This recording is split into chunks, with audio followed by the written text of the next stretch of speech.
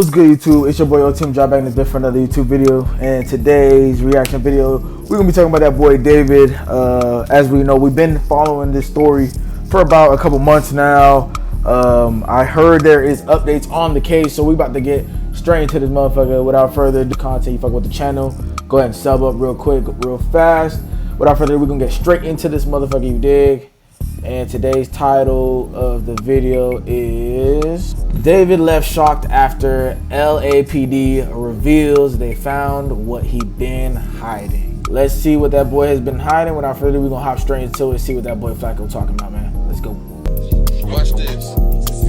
I wonder if they get the message. I ain't going broke. Ran up down in 300 racks at that corner store. You could catch me in the hood where you wouldn't want to go, or down south asking niggas what they get to. The prosecutors finally answered the big question in the David case. This question to me is what ties it all together. And this answer to this question essentially fries David completely. Like, there's no way of getting out of this at all.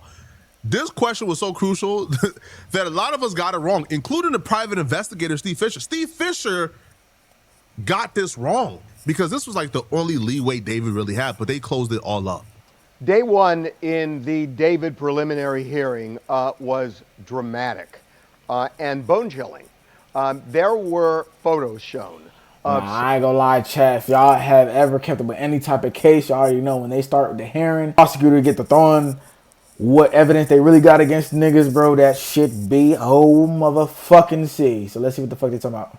Celeste's decomposed body found in the trunk of David's car, and her family was there to watch. They were warned that they may want to look away. They did not, although Celeste's mother actually grabbed her hand and put it over her face at one point. It was gruesome. They showed her body cut up. There was a head and a torso intact. The limbs were cut off. The finger that had the SHHA showed her. Bro, imagine, bro, being at the court and seeing that nigga, bro, like in the courthouse, like that nigga did that to your daughter, bro. That shit is crazy. A million emotions would have been running through my head as a fucking parent, bro. Not gonna lie. Body cut up. Damn. There was a head and a torso intact. The limbs were cut off. Nah, this nigga David is sick. We only 1 minute in, chat. SHHH had been removed, and they still haven't found it, but it What? correlates to the same I think, hand tattoo he has, yeah. And that was a key part of the evidence here. But the body was so badly decomposed that they could not identify it. Because the person who was driving the Tesla with the body in the vehicle, if that person wasn't David, David could have very easily pinned this murder on them. And throughout this entire investigation, I ain't even gonna lie, bruh. Crime is so cooked nowadays, bro. That shit, nigga. You try and do crime now, niggas, your ass is cooked. Like, you gotta have that bitch pre-planned. I ain't even gonna lie. Like, compared to doing a crime in the early 2000s to today, with all this technology, bro, your ass is cooked, bro. Your ass is going down. Dead homies. Steve Fisher said right here, the driver was light-skinned with long hair wearing a red jersey. And this was apparently the last surveillance of the person driving the vehicle before it was parked, because after it was parked on this moment, the car was never moved again. So whoever was driving this car has Celeste's body in the Tesla in this moment right here. Nah, he's low-key cooked, because if he had his phone, want to show a location, ping into his phone that, okay, he got picked up at this time, approximately, with this device, nigga. Literally overly cooked if he had his phone with him. Niggas tripping. So when Steve Fisher came out and said, yo, the person driving was light-skinned with longer hair wearing a red jersey, David is not light-skinned at all. So obviously by that description, that wasn't David. But the prosecutors are saying, yo, we got, I guess, better footage, better evidence. And I hope they do, because whatever like surveillance footage is circulating online or Steve Fisher posted, that surveillance footage shows absolutely nothing. Like the shadows, it was dark. Like if you enhance it, maybe, but it doesn't show anything. So they claim they got footage that positively identified David as the person driving the Tesla. And then you have a positive, clear 4K footage of David being the last one driving the Tesla before it was parked, and nobody ever drove it again, and Celeste's body was found inside of it. Then that's it. Yeah. You was the Case last person she closed, seen, bro. Case and you closed. was the last person seen with her dead body. Case fucking It's closed. chalk. It's over with. How G can you shit. get out of this? You can. And parking it where the car was ultimately found with the body inside.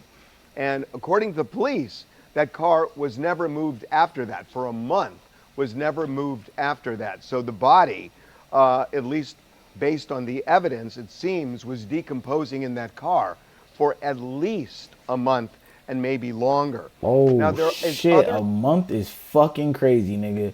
You know how bad that car had to fucking stink, bro? There is a Shit. body cam video from February of 2024 when Celeste's parents had reported her missing, and they pointed to David as the person who might know her whereabouts. The police came to David's house and they questioned him. They showed him a picture of Celeste.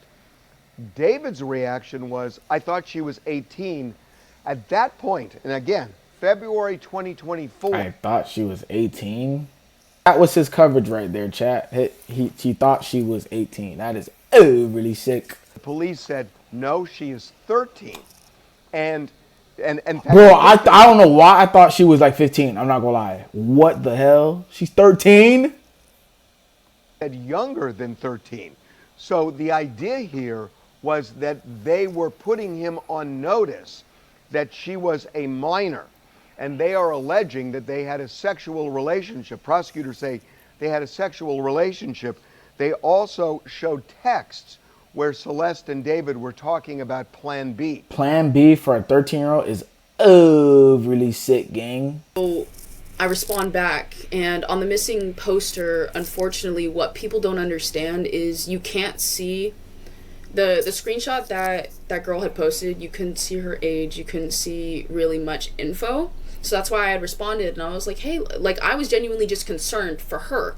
I was like, hey, this is my friend's girlfriend. Like, you know, what's going on?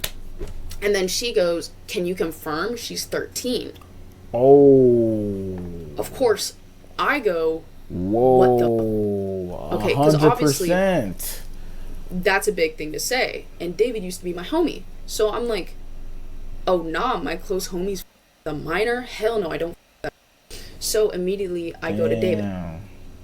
And I'm like, hey, this girl's saying that you're the 13-year-old. You need to explain yourself. He was like, dude, that's not even true. Like, she's like 19. And I was like, no, she's not. She said she's 13. Like, show me proof. And you know what? He showed me proof.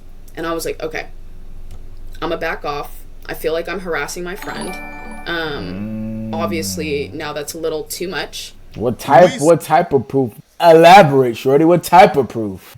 There's not a soul. There's not a person on earth who can pass a lie detector test that they believe the girl in those pictures were 19 years old. Overly. She did not look like now, she's 19. She doesn't tell us the proof. Yeah, that's what I'm saying. What David presents I just said that. What is the fucking proof? Like, what type of proof was that? Eased her mind and convinced that Celeste was 19 years old. She doesn't tell us. She claims that she doesn't want to say due to, you know, like evidence tampering and that. So I'm assuming that this nigga is, you know, about to go to trial. So I get it. It makes sense. So up until this day, you've never seen the police poster that shows the actual age, that shows the school they were attending. You've never seen it, man. Man, it doesn't make sense at all. Of course you've seen that police poster at some point. Overly did. And of course you turned a blind eye and you ignored it. Overly you never did. asked David, hey, bro, why do the police poster says this age, but you're telling me she's 19? Why will the police have her age wrong? Gee, the police not gonna have her age wrong. Yo, that's like a 6-year difference. That's a that's crazy. But of course they all ignored it, and now they're trying to play victim because the internet is turned against them. Man, cut it out, bro.